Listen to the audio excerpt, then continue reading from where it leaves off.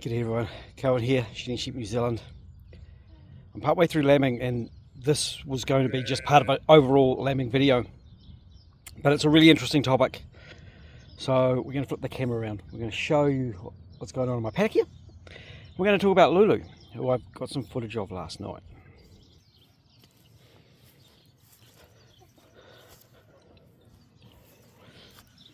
Lulu is over there. Tucked behind her are two little lambs.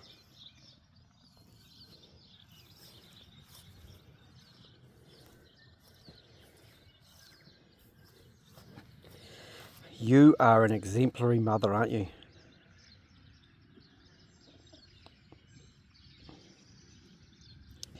That's what we want. We want the ewes tucked in, lambs tucked in. That is ideal. Hey, ugly. You got hit with a double dose of ugly, didn't you? You're already growing. Right, a little bit of background. I came out yesterday to see Lulu, and she'd popped a water bag out, and that was about 8 o'clock. And it's very, very normal for sheep to pop a water bag out a few hours before the delivery is actually expected. Right, it's our nighttime check again. Daisy is just holding out. But I'm coming out to see Lulu. 56. 58. Skinny Mini, number 19. Number 64. There's lambs over there. 96 over in the background. Ewes with lambs over here. And Crystal with her babies. What's going on? So she's the first timer. She was just tricking last night. She was just finding a place to bed down when she was scratching the ground. So we're not teasing now, but we've got the bag started. We only just started. Now, I actually come out and I check them because I want to know how long they're taking to drop their lambs. Crystal, tonight, or this afternoon, in the time it took me to weigh the other twins that were born earlier and talk on a phone call to the vet about something else, she dropped a lamb out of the ground, the lamb stood up and it was having a feed. And that's what we want. This old girl with the pink mama with her pink ram lambs there. That was about half an hour to have both of them. So I can go back even further. The day before, Lulu was doing I want to find a place to have a lamb sort of rigmarole. So she'd be heading to the corners of the paddock. I did give them access to the shed because we had a massive, massive storm come through, a lamb killing storm. And she didn't want to go in there. She wanted to check out the other paddock, around the other backside of the shed and around the paddock to find a spot to have a lamb. So normally ewes would prefer just to tuck away from the main flock, tuck away from all the other sheep and have a spot to have a lamb. That is very, very normal. And Lulu had all those signs, but I say she was teasing. She wasn't. She was actually going through that stage. You see here, here's an example. Here's number 56. She's popped into a corner trying to get away from the other ewes, but then you have two ewes that decide to get away from everyone. And now my paddocks are about the size of a postage stamp. So those natural instincts can't be expressed very well. Lulu herself is a bit overweight. Now my ewes have been screwed down. They've been in the gully. You can't see it because of the fog. So they're a little bit lighter than I would really like, but less weight is better than more weight. But not so skinny that they're going to suffer from pregnancy toxemia and things like that. This is Crystal. So that's really, really important. So, but Lulu herself is one of my fence crawlers. There's 2 of them. We just saw one of them in the corner, 96. Well, the one that wasn't right by the fence, the other one, with the dirty back end. So, Lulu is overweight. That is a management problem. So Lulu worked out, along with 96, so I'm going to repeat this whole process, to get between this wire and this wire and get all the best grass on the farm. And she would go from this paddock to this paddock to this paddock, right around the whole place. And as soon as I'd fixed a hole, she found another place to go get through. So she's overweight. Management issue. Not a sheep issue, that's a management issue. So she also didn't lamb as a hogget. She was out of a hogget herself. So that, another little bit of background information. You taking the grandkids? Yeah, you got your grandkids and your own kids.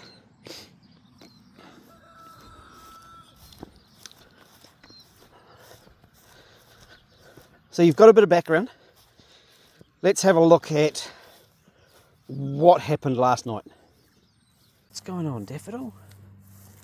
Why is that little ewe lamb? Is it the ewe lamb that's over there? It's also interesting, all the ewes have found the spots of silage where they're not sitting on wet grass. Anyway, I want them to have their lambs fast. Not stuff around. No. When we're back in the paddock yesterday, it was torrential, just absolutely terrible. And I don't feel bad about saving lambs by putting them in my shed because I've got a shed to use. But what we're going to do is I'm going to let Miss Lulu here alone. I'm probably going to set my alarm, just check she's going alright. She is a first timer. She is pretty fat because she has managed to climb through every fence on the farm and eat more grass than she should. So she's in actually better condition than she should be. And that's not ideal for lambing. And so she's not too stressed, she's not pushing, she's not doing anything weird. We'll just leave her. We'll check on her a little bit later.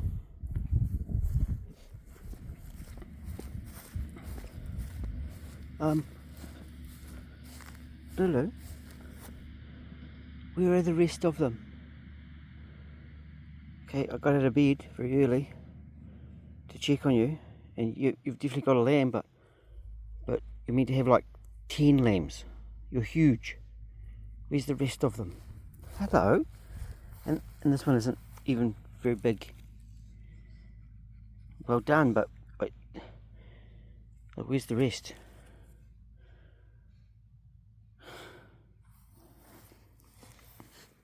Hello. Did you get me a single ram lamb? I know it's your first time, but like, come on. Alright, okay. I'm going back to bed now. Well done. It looks good.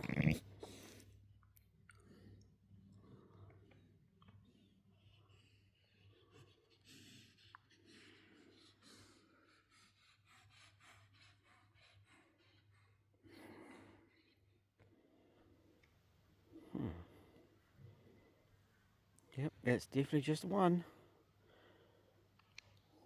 Golly. It's very dark, isn't it? When I had to take the torch away, it's very dark out here.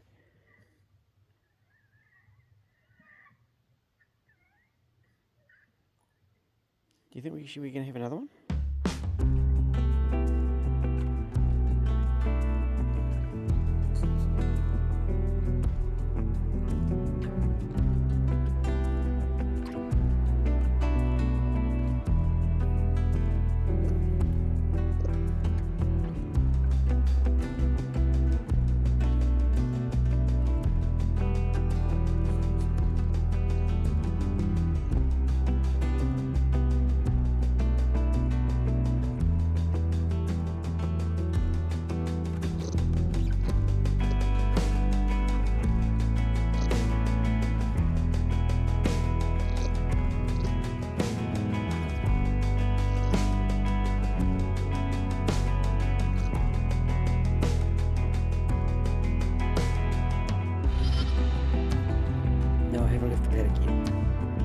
just going to zoom in.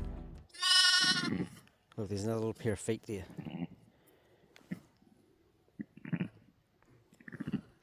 Right, Lulu is very overweight.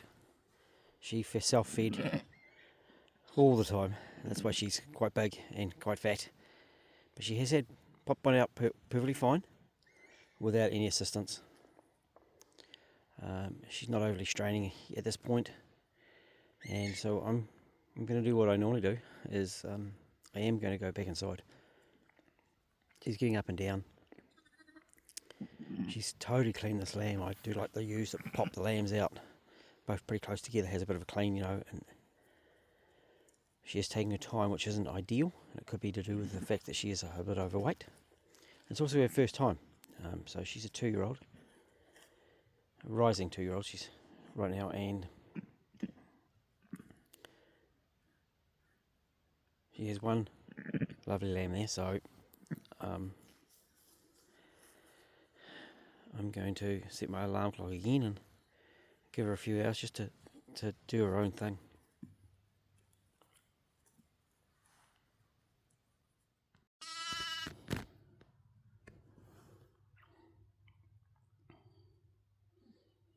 Hello, Trouble.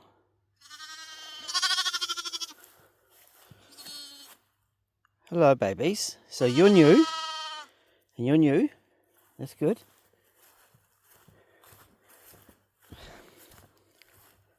Hello, Trouble. Glad I've got you guys marked.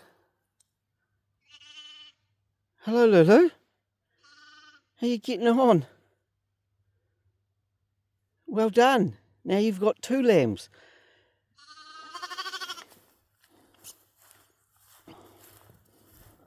Hello, Lulu babies. Alright. She did it all on her own. Look, so this was the first one she had. She shed the little one first. And this is ram lamb. 2 little ram lambs. And that's not a little ram lamb, but she's done it all on her own.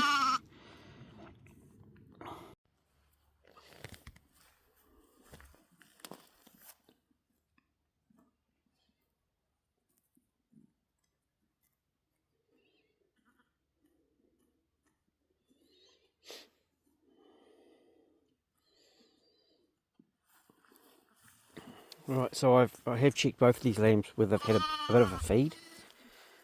Hey baby. So this one was the first one. It's a bit cleaner, and it's got a very, very full tummy. This one isn't as full, but it's had something.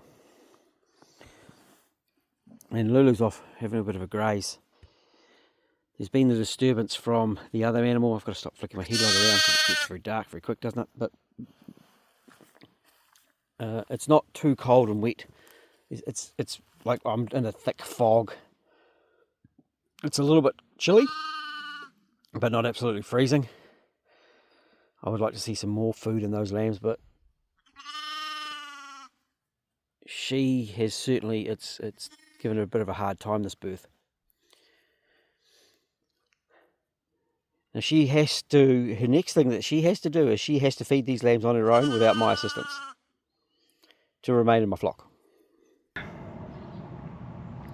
So if you've been watching, you will have noticed that Lulu has been exhibiting some different behaviour. Ideally we want that ewe to birth the lambs and then bond with them straight away. But what we actually see is when they have a little bit of a hard birth, or it takes a little bit longer, the ewe goes through a different process. And I was rather fortunate to be able to capture this. Now, some of my mates say the ewes get a bit of depression, and sometimes they need to go off, have a bit of a feed, sort themselves out, and then go back to the lambs. In the worst case scenarios, the ewes will just get up and leave. They won't go anywhere near the lambs. I had one last year. I've got a video of that, and I had to remother that lamb completely. But also, even in some of the harder births, where the ewe doesn't completely leave, they will just wander away and spend some time on their own before coming back. and Lulu was exhibiting that behaviour. Now, I did do a video with Sarah, the sheep psychologist, and I was chatting to her about this. And so what I'm going to do is I'm just going to read what she's written, because it's something that we as shepherds, we as farmers can observe, but sometimes it's nice to know a little bit more of the scientific stuff behind it. Certainly for myself, I enjoy that. So we'll chuck some footage up of Lulu, her behaviours, and I'm going to read out what Sarah has written to me. And check out Sarah's video. She's doing some interesting stuff, and hopefully we'll get to talk to her in the future. I've got another lamb to go to her this year, so we will continue having communications with her. Well, she said, well, that was an interesting read. Here's a summary of things you probably already know. I knew what I thought I knew, but I didn't know, as I said, the bits behind it, the more technical bits behind it. Difficult births increase cortisol and hence impair oxytocin release in the ewe. Oxytocin is the critical for bonding. The ewe will show more avoidance behaviours, less vigilance, and less interest in the lamb generally. But difficult births can also cause the lamb to show fewer of the behaviours that are important in bonding, like suckling. Reduced oxygen during, after birth can be a big factor here, and can also predispose the lamb to be particularly sensitive to hypothermia in its first few hours. So it really is nature being very efficient. The causes of difficult births are complex. There's a size aspect and a series of hormonal changes that are critical for getting the body to do the right thing. Some of these depend on the fetus, others on the ewe, and of course the environment itself is critical. Although a difficult birth is often indicative that the ewe will have more difficult births down the track, inheritability is very low. A lamb born from a difficult birth won't necessarily have difficult births when she lambs. There's some suggestion that an environment that will keep the ewe nearby with shelter, food, etc. is a good strategy to reduce lamb rejection after a difficult birth. But I can't find any actual research that looks at the extent at which ewes bounce back or the things that help them bounce back after a difficult birth. Nobody seems to have looked into the time course. And she says, sorry for the novel, thanks, and thanks for the very interesting ideas. So as you can see, in this case, Lulu did exhibit some signs of being slightly difficult in the birth. She wasn't quite as bonded to the lamb. She headed off to have a bit of a feed. Now there is a normal part to that as well. Some ewes, when they birth their lambs, they'll suckle the lambs and then they'll just stay nearby and have a feed as fast as they can and then back to their lambs. Lulu was kind of in that way, but a little bit reluctant to come back to the lamb straight away. But between 4 o'clock and the morning when my girlfriend checked on them, because I didn't actually get up that early because I had a late night checking, the Lulu had gone through the process and bonded back with those lambs, and all was good. I did have another ewe this year, a couple of first-time hoggets, that one of them fed the lamb initially, and then the next day she wasn't that interested, so a little bit of re-education. And that's a little bit with the disturbance and me being around and me with my cameras doesn't always help, so I am contributing a little bit to that. But of course I couldn't do videos without getting video footage of the sheep at times. So I hope that's helped understand. Let's go back and see how Lulu's been getting on. So I am going to go inside again. I'm comfortable enough that these lambs are going to remain alive, though there is a risk that that back one could do with a bit more food in it. One that's the fresh one. It definitely could do with a bit of milk from Lulu. But I'm going to walk away and come back in a few hours.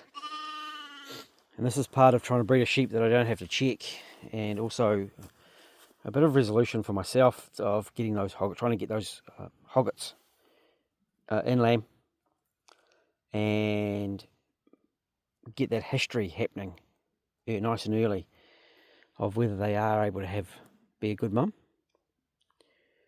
So she's at 2 lambs, first time up.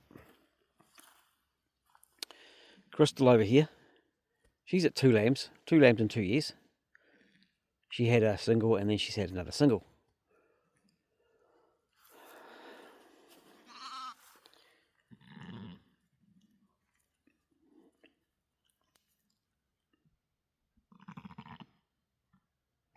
She's doing all the right stuff, but she's hungry. Rooster thinks it's time to get up. It's not, I'm going back to bed.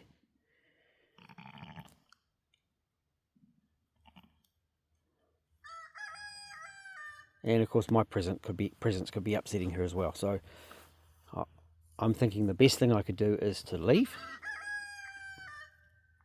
Let her settle down. Let her do her thing. Hopefully with those other lambs just moved away. And that's one of the issues that we do have in very small paddocks, because there's ewes there, and it's foggy. There's ewes and lambs there, There will be some of these will be ewes and lambs of the small paddock, but she is got some mothering instinct happening there, and lambs are fed. So it's bedtime, and recheck in later in the morning.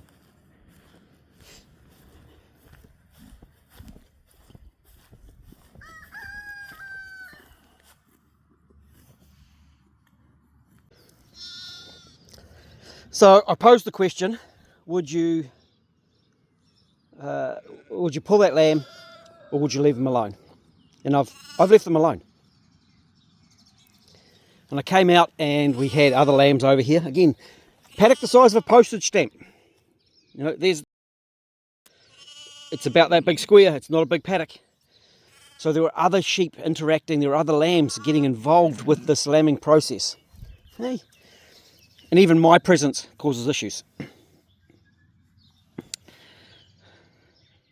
Now I inherited I want to check the sheep last thing before bed and first thing in the morning. I definitely got that from my mum, and it's certainly not the worst thing we can inherit, a caring for checking that the animals are doing well. At the main farm, we've got some goats, and my brother, last thing before bed and first thing in the morning, we'll check those during kidding time.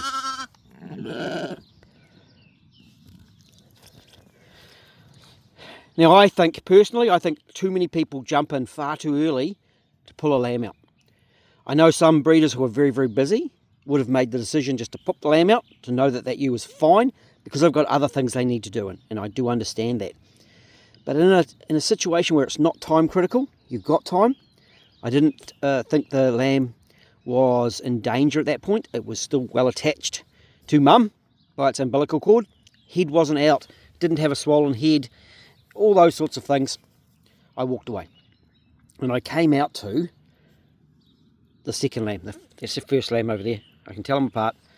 I probably should get my scales and weigh them. And Lulu, at 4 o'clock this morning, was exhibiting some motherly skills, but you could see that the birth hadn't quite gone to plan. But now, when I came over earlier, of course, she was sitting with both her lambs. She'd bonded to them. She's doing all the right things. So whilst this event will be noted against her records, she isn't going to be culled. She will stay in the flock. She's got to get past all the other criteria, but she will stay here. She's done what she needed to do, and I've put them in a situation that sheep, it isn't ideal for them, shall we say.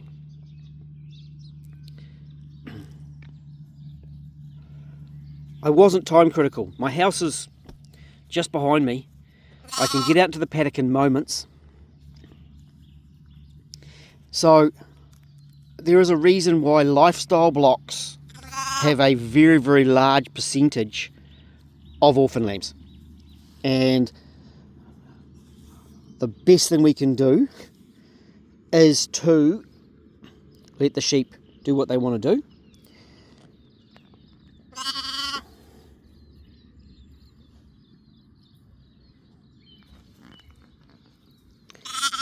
And seriously consider if we pull a lamb out, whether that lamb gets kept. So I'm asking quite a lot of you who I've kept for 2 years to get to this point, to make sure that she is a good mum. She didn't lamb as a hogget, which was allowed. She still passed the test because she was out of a hogget herself. She will continue in the flock. She's doing a great job. She's doing the motherly thing there. 2 little ram lambs, which is fantastic. And we've had a great result. Now I'm working towards a flock where I don't have to check them. But even when I've got a flock that I don't have to check them, I'll still check them. That's for my benefit, not as much the sheep benefit. So another behaviour that ewes often have is, and it's a little bit to do with nature, that they would normally sort of bed down in their spot away from the flock and stay away from that flock for a couple of days before rejoining the flock. So you'll often see the ewes will go back to the same spot that they birthed in for the following night or for a couple of nights, and Lulu has done that. The following night she does head back to the same little spot where she had those lambs and beds down in that same little posse. I find it really interesting watching the behaviours, and hopefully I've helped others learn something about what's going on and then how to manage it. So if you've got a ewe that has had a difficult birth, you can spot the symptoms of it or the signs, and then you can work out whether you just leave her alone. And often just leaving alone is the best thing you can do. If that lamb has got something in its tummy, give it a couple of hours, 2-3 hours. That ewe will often sort herself out. She'll sort out her hormonal imbalances and head back to that lamb and look after it again. And it saves us having to intervene with the process that's going on.